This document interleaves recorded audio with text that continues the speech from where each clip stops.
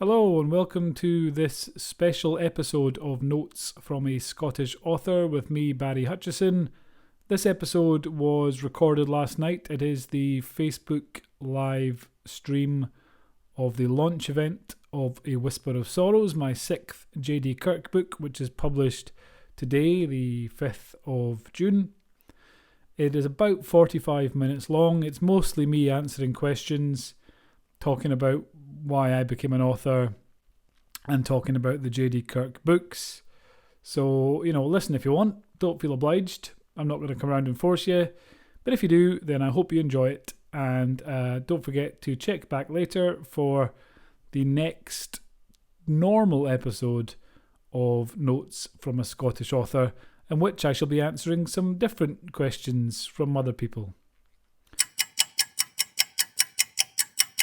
Hello, I am Barry Hutchison, but tonight, Matthew, I shall be J.D. Kirk, author of the DCI Jack Logan series. I'm going to get rid of the creepy face. There we go. I'm now full screen. Thank you all so much for coming along to this virtual launch event for the new book, A Whisper of Sorrows, which comes out in about 3 hours, I think, UK time. If you're in Australia, it might be out already. I'm not sure, but it'll be out in the UK within the next few hours. Anyway, it is the sixth book, as most of you probably know, in the DCI Jack Logan series, which I started a year ago. First book came out on the 1st of May 2019, following a conversation with LJ Ross at the London Book Fair, when she encouraged me to start writing crime. Prior to that, I had written comedy science fiction. There's a question about that in a minute that I will get to. One thing I will ask is that people who are leaving comments and you're all chatting away at the side there is very distracting. Some people who are tuning in may not have read as many of the books as you have, so not everyone will be up to book 5. So I will try and not give any spoilers. If you guys in the comments could try to avoid giving spoilers too, that would be really good. I hope some of you have been watching my daily videos that I've been posting this week. I'm posting videos for 100 days talking about just stuff really that pops into my head while I'm on a kind of a fitness and health kick. So we'll see how that goes. I thought what I would do tonight is I'm going to talk a little bit about how I became an author, and then I'm going to start answering some of your questions, because I put out a call for questions recently. I've been bombarded, and then you guys can ask some questions live here, and I can display them on screen, and then I will answer those. I'm going to do a little bit of a reading from the first chapter of A Whisper of Sorrows, just to whet your appetite for the book, which, as I say, is coming soon. And then I'm going to draw the winner of the Kindle Paperwhite competition live on air, or whatever this is. It's not radio, is it? I don't know. I've got a microphone. But I'll draw the competition winner, and then you can all leave and get on with your lives, and it'll be a beautiful thing for everyone. So, the reason I became an author really was because I've wanted to be an author since I was about 9, and kind of primary 5 in Fort William, Scotland, in school. We have England school system slightly different. In Scotland, we have nursery, and then we have primary 1 to 7, and then we have set high school, which is S1 to S6. So I was in primary 5 when I decided that I wanted to be an author. There were a couple of reasons for that. One, we just done a project on Roald Dahl in class, and that was the first time that I realized that author was a job that you could do. And I also discovered during my reading that Roald Dahl was really rich, and I thought, excellent, I can not only make stuff up, people will pay me money to do so. So that was nice. But more importantly than that, I didn't actually read that many books as a kid. I read comics a lot. I read the Beano and the Dandy and Spider-Man and Superman and all that stuff. I still read comics a lot, and I write comics now. I write for the Beano, which is nice. I've written for various characters of the Beano. I wrote for Ball Boy, one of the characters in the Beano, for about 3 years. Ball Boy, if you don't know him, he's not one of the big hitters in the Beano. He's a character who just really likes football. That's his entire gimmick. And I don't like football very much at all, and I have very little knowledge of football or understanding of the rules. But I had to string out about 150 odd strips, all different stories about Ball Boy, this kid who liked football. So that was a challenge, but I did that. But yeah, so when I was a kid, I read comics a lot. And one day we were getting taken to meet the new librarian at the little library next to our school. And her name was Mrs. McIsaac. And we went in, and the teacher made us all stand up and tell Mrs. McIsaac what kind of books we like to read. And I, as I said, didn't read that many books at that point. And I was kind of a bit embarrassed to stand up and say that I liked reading comics and didn't like reading books. And then Mrs. McIsaac went, wait right there. And she went through the back, and she came back about 30 seconds later with this massive stack of Beano comics and said, there you go, read those. So I would go back to the library every day and I would read those comics.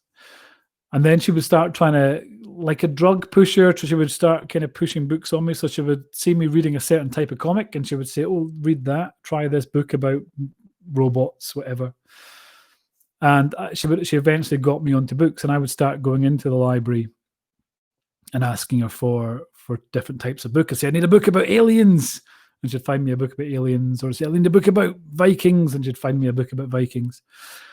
One day, though, I went in, and I was going through a phase where I was obsessed with ninjas, the black-clad kung fu guys. I don't quite know where it came from. It didn't last long. I think it went on for about a week or so. But I went into the library and I said, I need a book about ninjas. And she said, we haven't got a book about ninjas.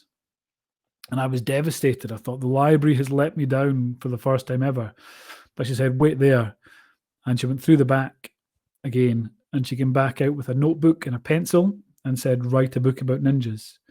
And I wrote this god-awful story about ninjas in this book. Ultra-violent story.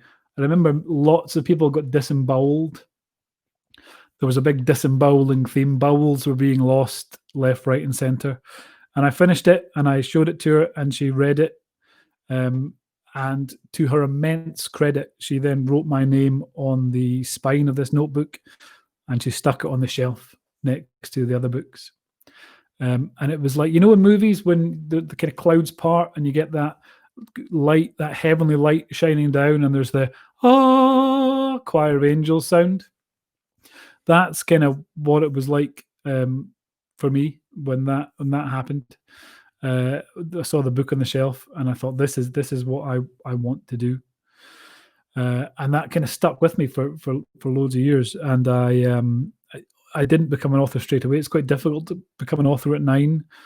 I think I had my first book published when I was about 30. It was this book here, actually, a children's book called Invisible Fiends, which I spoke about on the video blog thing earlier in the week. Prior to that, I had a few proper jobs. I went through about 14 proper jobs in 8 years, getting fired from most of them because I was generally just daydreaming a lot. So I decided I was going to put my imagination to better use, and that's when I started writing the Invisible Fiends books, or started trying to write more seriously. I'd done a few things before that.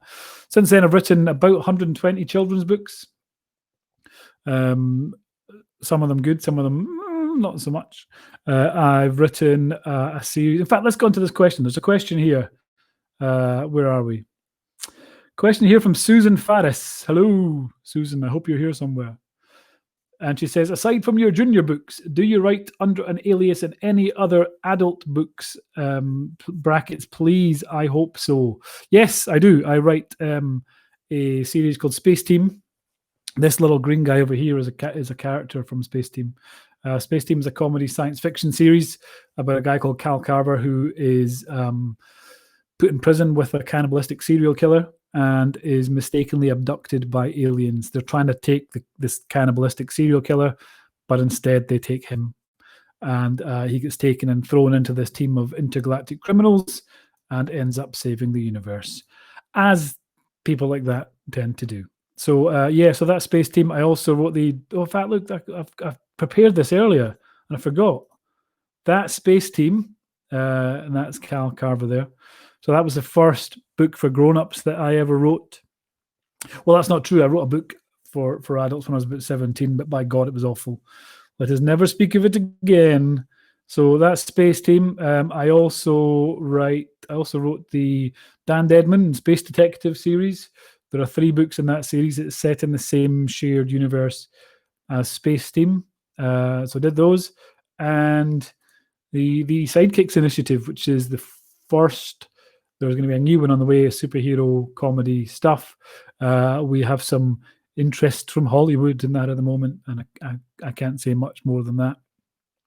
But they were all good fun to write. But I had this idea for a crime novel knocking about in my head for a while, and it's when talking to Louise Ross, LJ Ross, at an Amazon event in Glasgow, that she first encouraged me to go for it and write it.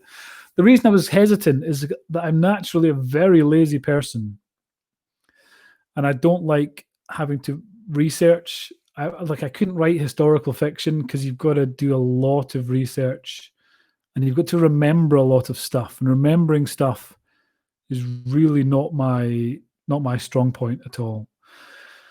So I was hesitant to write crime fiction because I thought I'm gonna have to learn a lot of stuff about police procedure and the ins and outs of who does what when and what happens. And then, so I put it off for a long time. And then when I started looking into it more seriously, I realized that police procedure is tedious. You know, a criminal investigation, a murder investigation mostly involves officers knocking on hundreds of doors going, did you see anything? No, sorry to bother you. And that's basically the bulk of a murder investigation in real life. So I kind of eventually realized that I could just sprinkle a few acronyms and have the occasional nod to convincing police terminology. But really, it's about the characters. Really, the series is a soap opera about these characters and their interactions. And those characters just happen to be investigating crimes. So it's not heavy on the police terminology. It's not even remotely accurate to what a real police investigation is like, but very few crime fiction books and TV programs are, I would argue. I think I got away with that. But so yeah, that's what I eventually, when I realized that, I thought, no, I'm going to go for it, and I'm going to write this series. And DCI Jack Logan was born. Right, next question. Where are we? Louise Carey, or Carey, Carey, and Jane Wynn have both asked a similar question. Is the character of DCI Logan based on anyone you know? Louise is a retired police officer, and so is Jane, I think. Yes. And they think the interaction and behavior is very realistic. And Louise would have loved to have a boss like DCI Jack Logan. Do you have a police contact who advises you in police procedure? No, I absolutely just make it up. I hope that answers that question. Gillian Boyd, how old is Logan? In my head, I've got him late 40s. Yeah, I think he's about 44, 45. He's a little bit older than me, but not much. A lot of his references are kind of 80s stuff. I think there's a reference to Come On Eileen, one of the books, and so yeah, he's about 45-ish, I reckon. And I made him up, so that I'm right. Eileen Brown, my question is, how have you managed to get the Scottish dialect and vowel emphasis so well? Just by living in Scotland, really. I always listen to people talking. I'm quite nosy when I'm kind of overhearing conversations. That's not quite true. I don't really care what people are talking about. I just care about the way they say it, and I think it's really interesting to hear the little dynamic between people when they're talking and you know, on buses or whatever. Those things that we can't go on these days because of coronavirus. But yeah, listening to people, I have very few talents in life, but I think I've got quite a good ear for dialogue and how characters talk. That's really my only talent. But so yeah, that's why. Just being Scottish, thinking about how I say stuff, and listening to other people. Kerry Fenton. Hello, Kerry.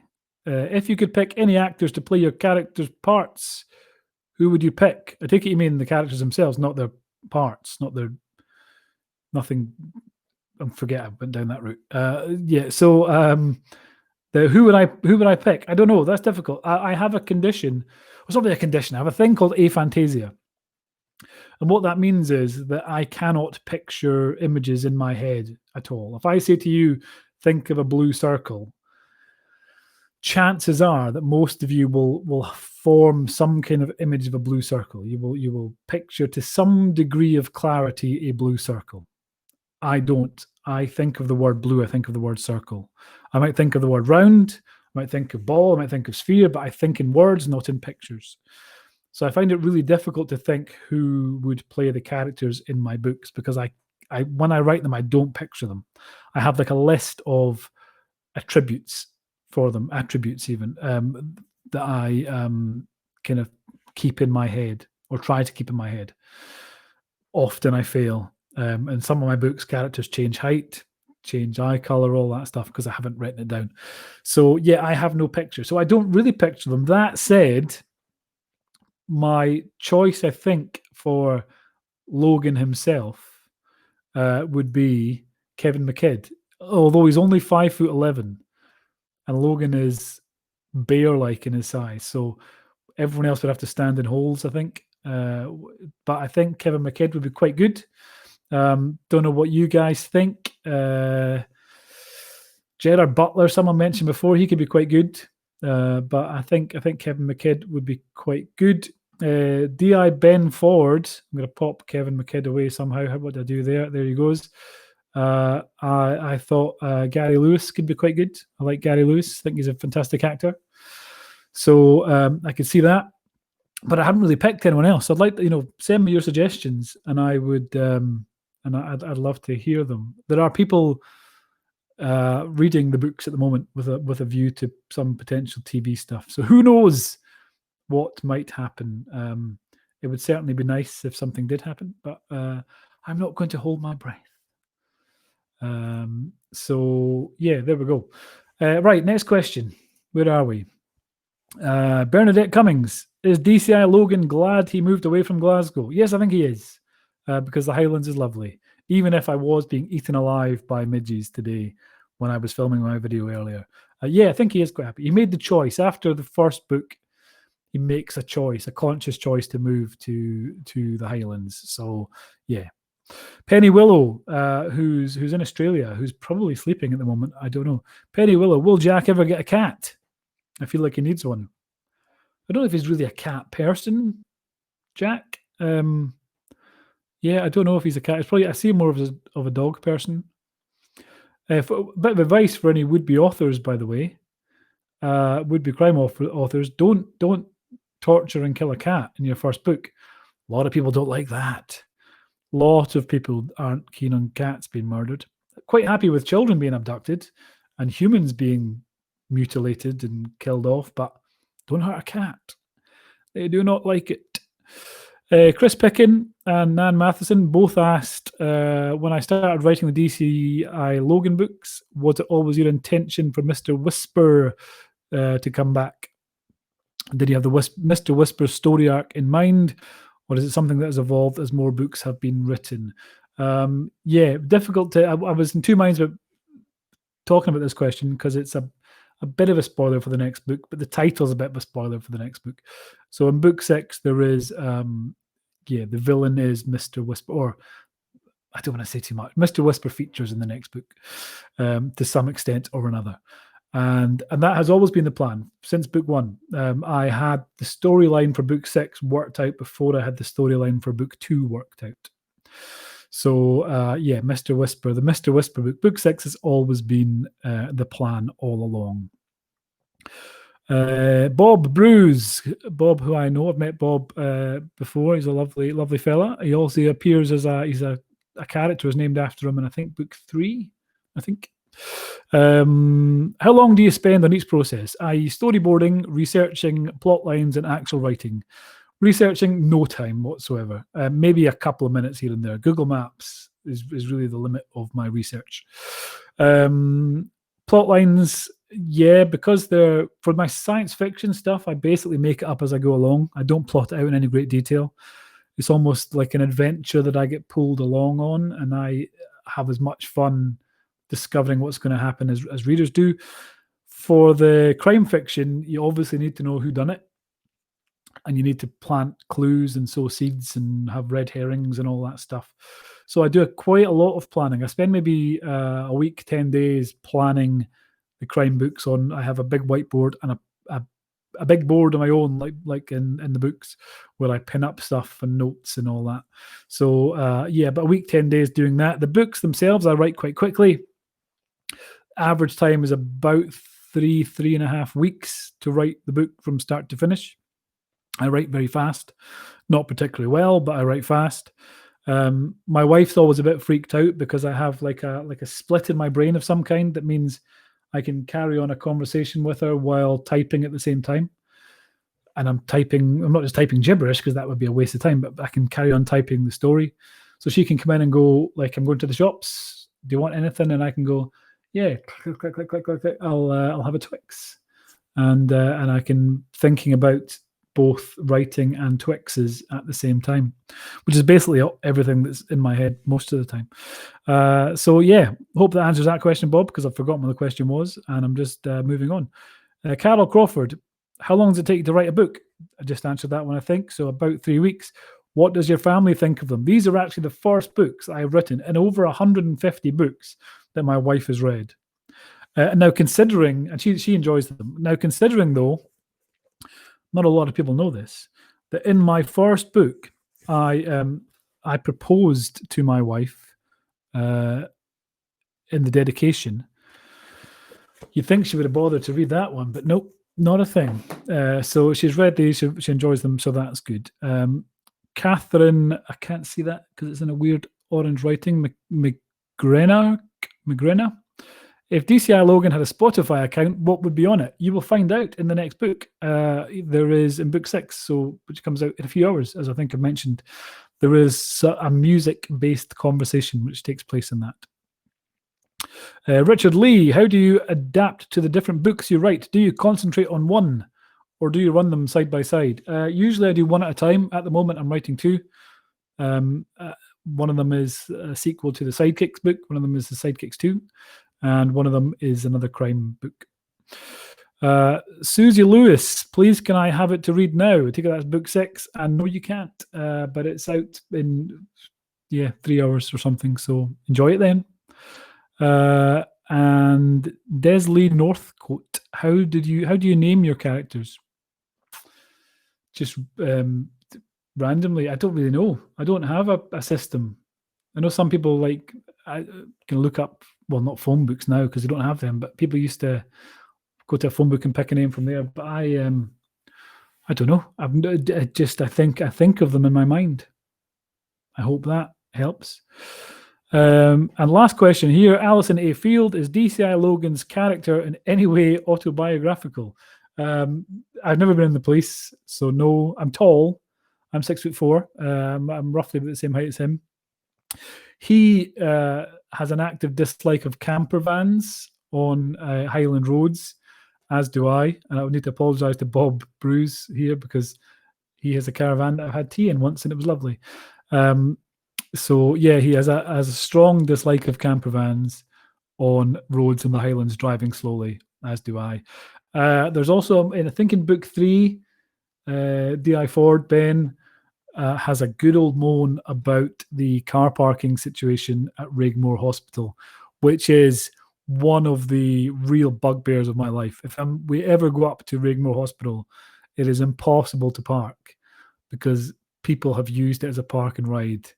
And I'm not going to get into it here in any great detail, but it is massively infuriating. So yeah, there's a bit of me I think in all the characters somewhere. So let's have a look at some questions here. I'm going to show this one quickly. John Kirk, do you fancy a bacon roll? I would love one. John Kirk is JJ's, which is mentioned in book 1 and book 4. JJ's Cafe does fantastic bacon rolls. and they're kind of right next door to my office. I'm literally knocking that wall and they're through there. So yes, I'd love one. If you could drop it off, that would be fantastic. Let me see. Elizabeth Hall, your Fort William police receptionist. Was she named after someone you know? Lol. Yes, actually. Her first name is my mother-in-law's name, and her surname is my aunt's name. So she's an amalgamation of people. Let's see what other questions we've got. In fact, what I'll do is I'm going to do this reading first. I'm going to read a little bit of book 6. It is book 6. Yeah, it is book 6.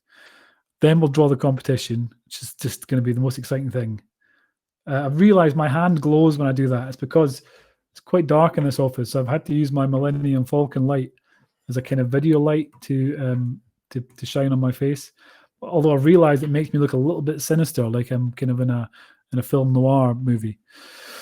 Okay, I'm going to read just not too much. I'll read for a couple of minutes from the start of book 6, A Whisper of Sorrows. I'm not as good as Angus King, who does the audiobooks. By the way, if you're looking forward to the next audiobook, he's done the first 3. Unfortunately, coronavirus came along and shut the recording studio, but it is opening up again, and Angus is going to record book 4, 5, and 6 back to back. And I'm not going to let him sleep in between times. So they will get progressively worse due to his exhaustion, but I think it'll be worth it.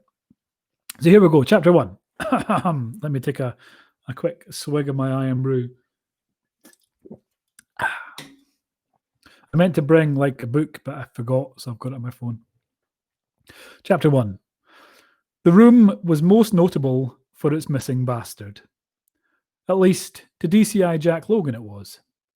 To anyone else, the most comment-worthy aspect of the room would likely be the tape outline across the threshold of the door, marking the shape of a person.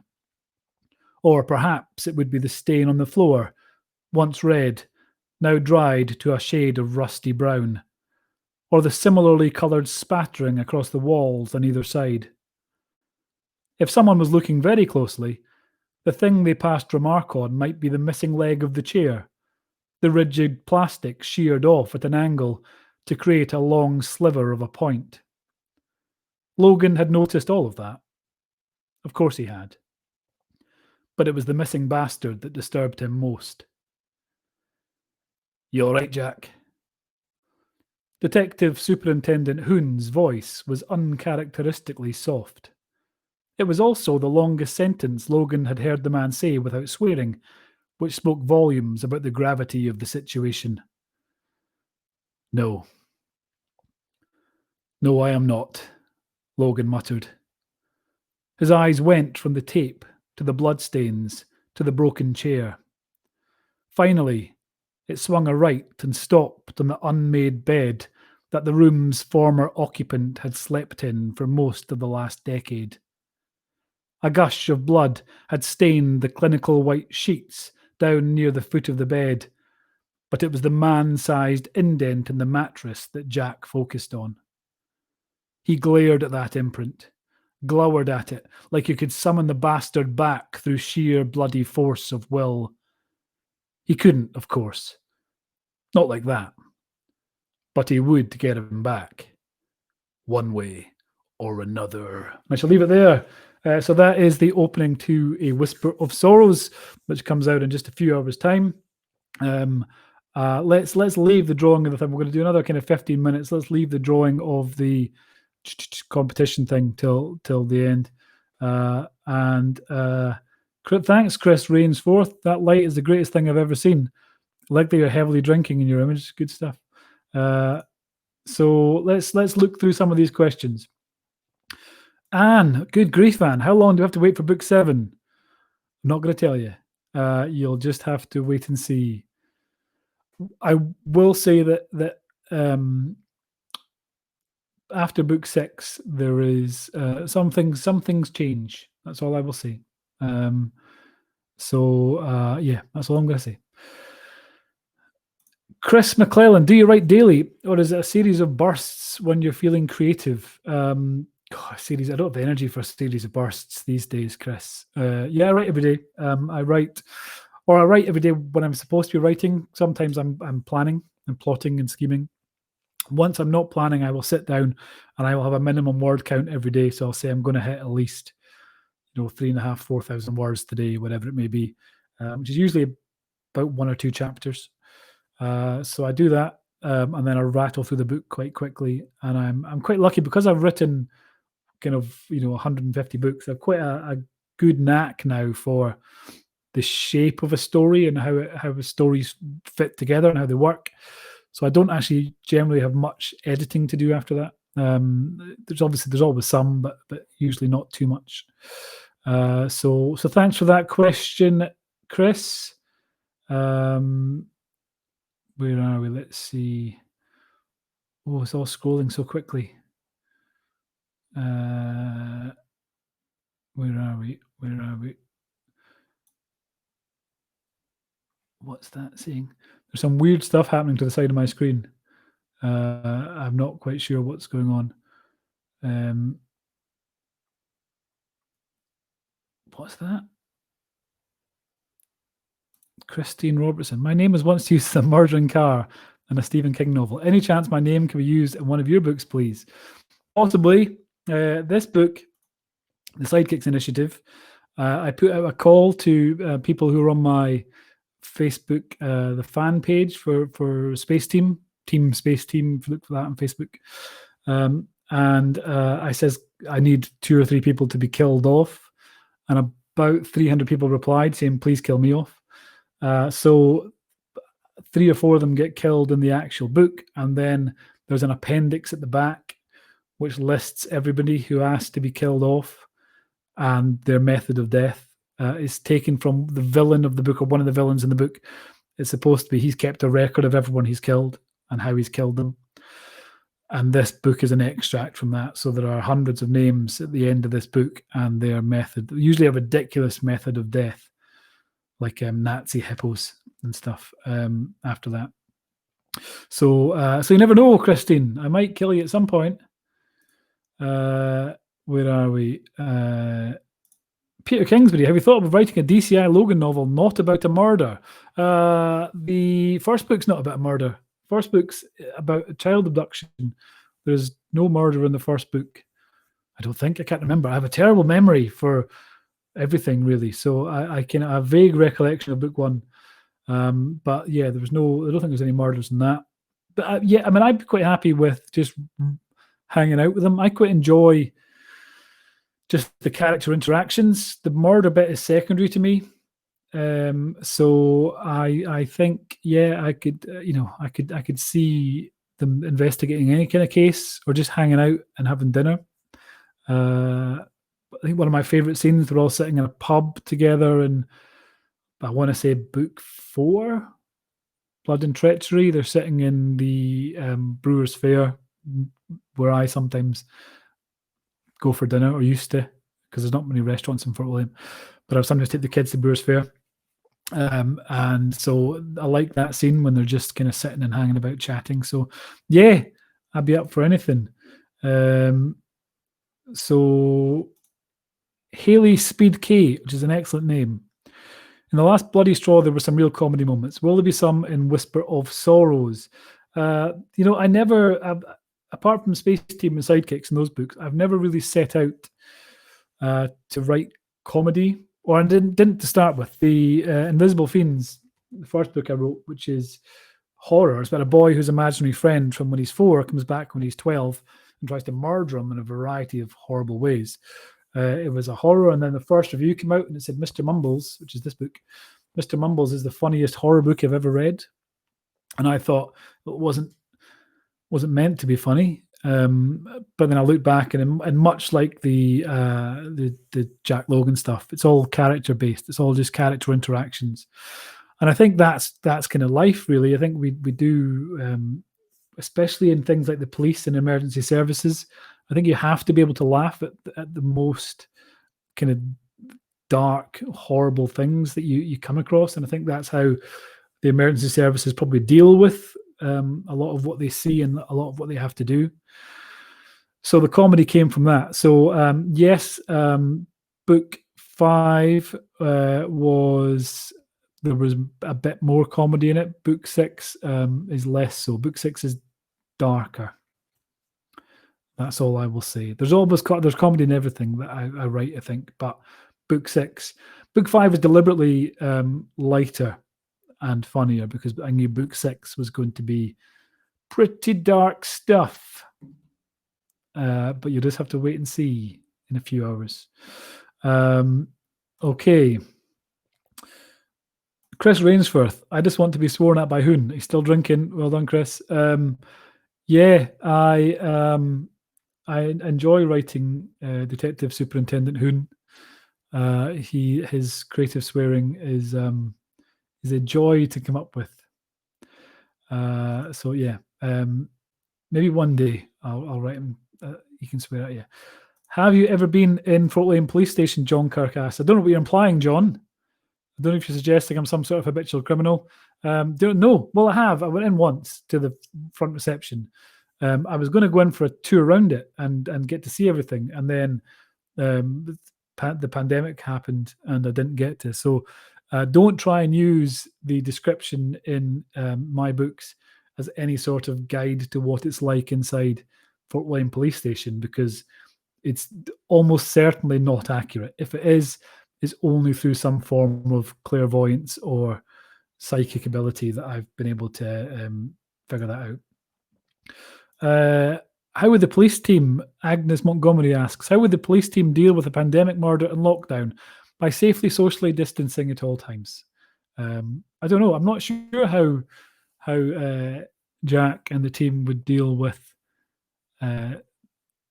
the pandemic. I think Logan generally quite likes to socially distance from people anyway. So I think it'd be a good excuse to stay away from them. I mean, he couldn't necessarily beat anyone up. Although that's probably good. You know, he's somewhat aggressive sometimes. Where are we?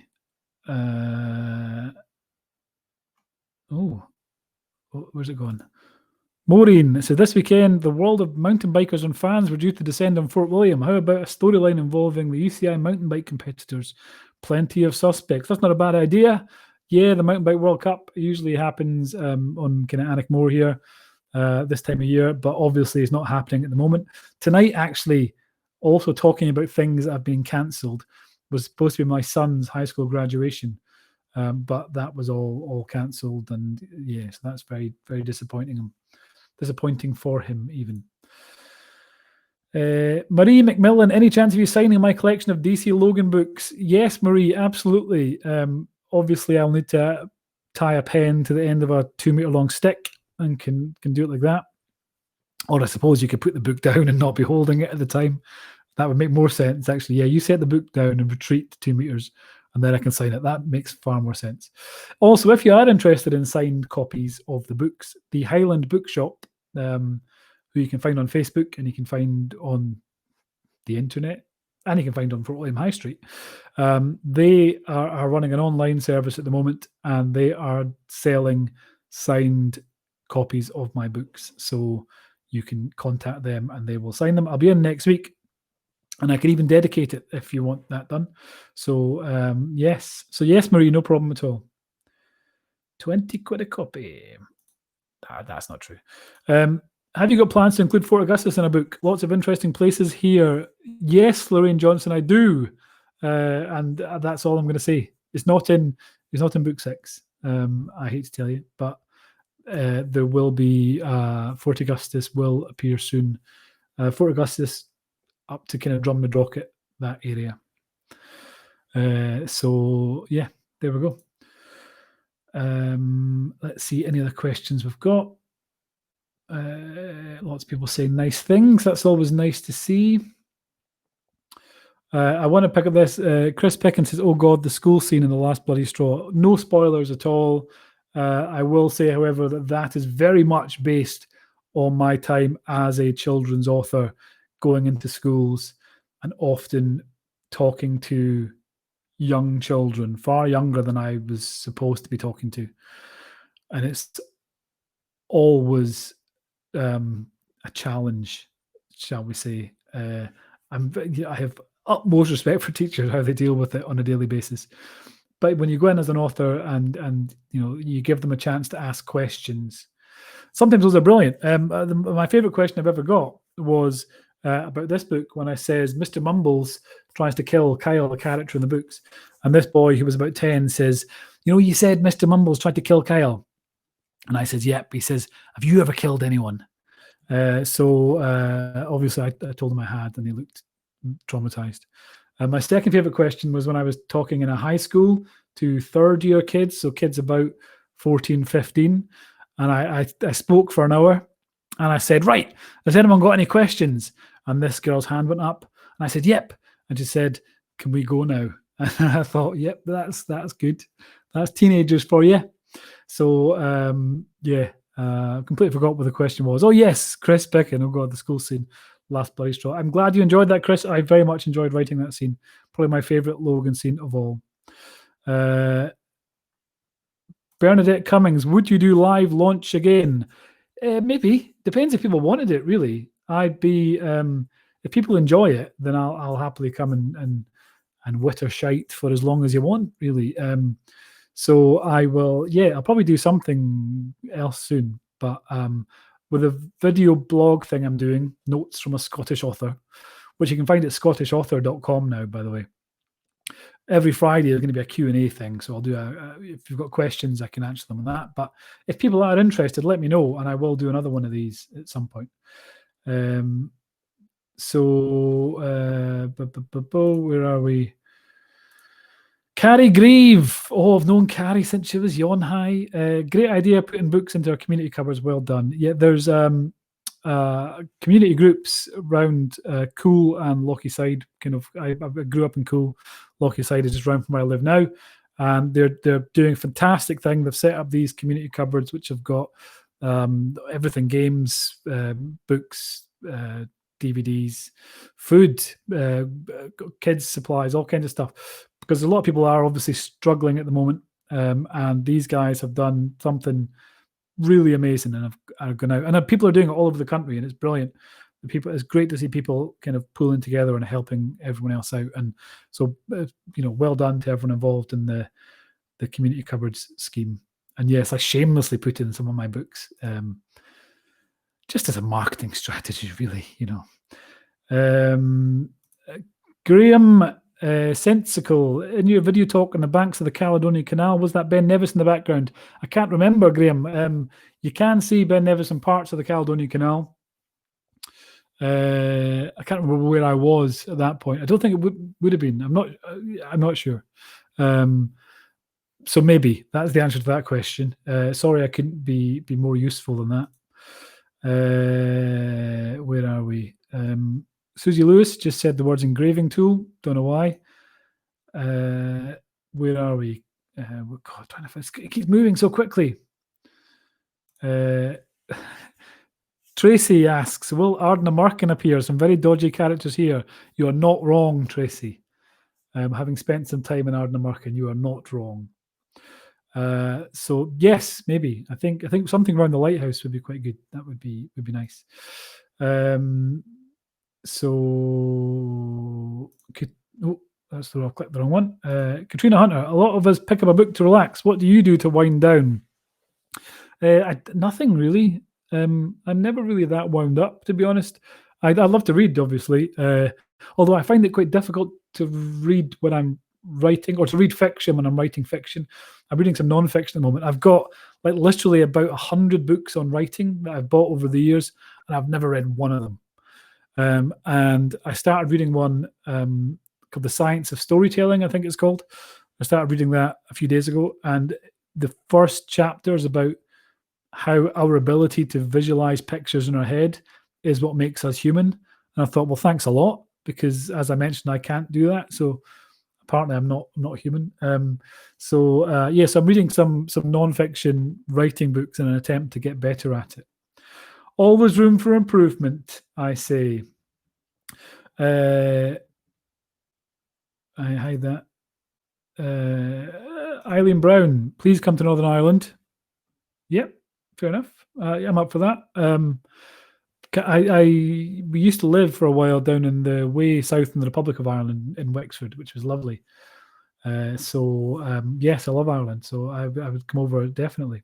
Don't know what I'd do when I was there, but I might just turn up your house and stand outside the window staring in, as I want to do. Where are we now? I think we've time for maybe a couple more questions, then we'll draw that competition. Alan Windrum, like the Magna Cow mentioned in Blood and Treachery. Yes, I wrote a picture book. Alan Windrum is an award-winning children's author. And he's also a publisher. And Alan talked me into and published my first ever picture book. Currently, my first and only picture book. It's called Magna Cow. It's about a magnetic cow. That's really it. And there is a reference to it in Blood and Treachery. Lots of my books, there's references to other books, things that happen. So it's all one big shared universe, Alan. So the J.D. Kirk stuff takes place in a world where cows are magnetic. Probably. Where are we? Oh yeah, I've got. Why is Sidekick still up? Someone pointing that out. I'm going to hide that. There we go. Sorry. I'll pop up. What I'm going to show you very quickly, something I was very proud about was that currently bestsellers in Scottish crime, there are 1, 2, 3, 4, 5, 6 of my books in the top 10, or the top 9, in fact, of Scottish crime in Amazon. So very pleased with that. Thank you to everyone who has been buying them and borrowing them and all that stuff, and reading them, more importantly. It's absolutely fantastic. I'm really, really grateful for you all your support.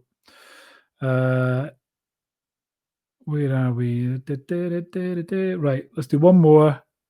I've just realised, so okay, looking at the Susie Lewis was asking how she can get a Kindle signed.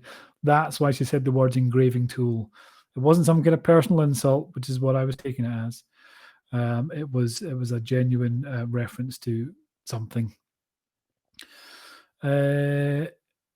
Christine Robertson, final question for now.